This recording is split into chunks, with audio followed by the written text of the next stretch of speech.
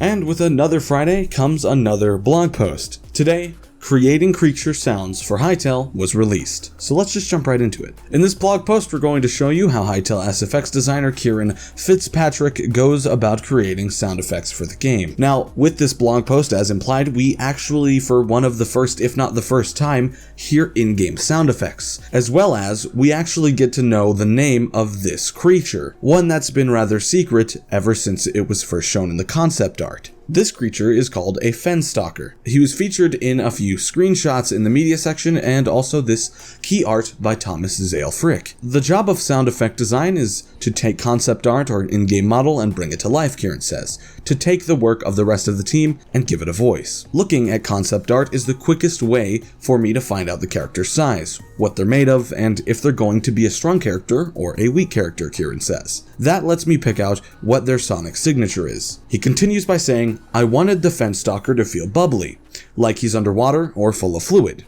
Achieving this effect means drawing from some surprising audio sources. In addition to Kieran's own voice, the Fenstalker sound is created by combining parrot squawks with the braying sound of a zebra. I have a huge library of animal recordings that I'll sift through and try to find the sonic element that we're trying to capture, Kieran says. It just happened to be that the zebra had an otherworldly sound that you wouldn't hear very often. All of the source material is then processed in an audio workstation. The Fenstalker's alert sound, for example, is comprised of 8 different clips. When it comes to my own voice, I wanted to get as many layers as I can and cut them into shorter clips that I can stack together, Kieran explains, taking a throat gargling sound and having it mix into popping and clicking sounds. Another trick I use is morphing, where I'll take the waveform of one audio track, popping or clicking for example, and use the waveform to shape another one, such as the parrot squawk, Kieran says. Bird calls in particular take well to this morphing technique, and surprising results can be achieved when they're combined with a human voice. Another effect I use a lot is pitch shifting, Kieran adds.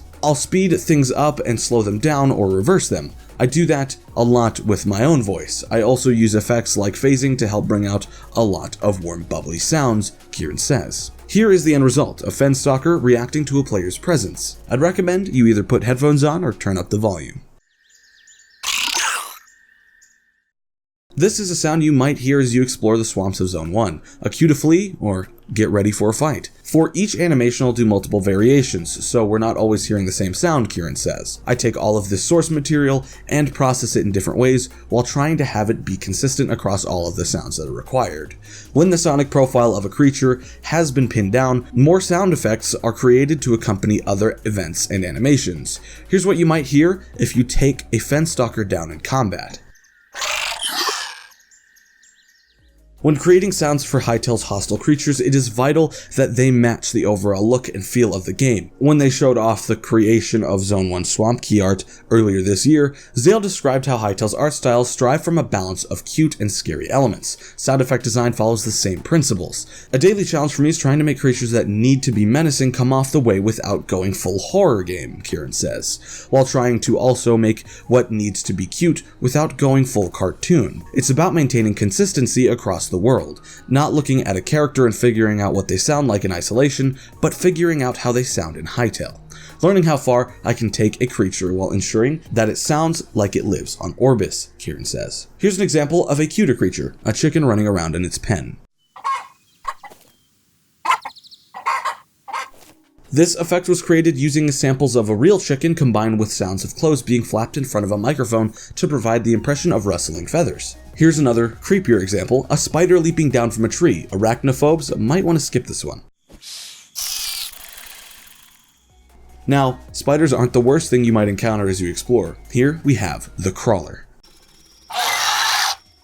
Now, bear in mind that all of this represents work in progress and details may change as they continue to work on the game. Arriving at the right sound for a creature is made easier by Hytale's in-game tools. While playing, you can swap audio without having to quit the game, Kieran says. You can change the file, alter the volume or pitch, loop sounds, and limit the amount of times they can play. There's a lot of features that I'm using all the time when implementing new sounds. It's really easy to test what I'm working on, to find out how it feels to listen to while I'm playing, Kieran says. When Hytale launches, these same tools will be available for modders. The Hytale team wants to make sure that customizing game audio is as easy as changing any other aspect of the Hytale, so that content creators can try their hand at designing their own sound effects. that is the end of the video, but let me say something real quick. We are not affiliated with the Hytale team. We are not developers and we are in no way affiliated. I read a lot of first person talking in this and I don't want it to get confused, and all of the first person talking was done by Kieran. I was just reading it. I am not Kieran. I am not affiliated at all. Just wanted to make sure that's clear because it might get a little confusing. Well, that's all we have for today's blog post video. And if you did enjoy, make sure to leave a like down below and subscribe with notifications on if you're new around here. Also, down in the description below is a link to our Discord, which you can check out if you want to meet me or the community. Anyway guys, once again, thank you so much for watching today's video, and as always, Fezzy the Frog, signing off.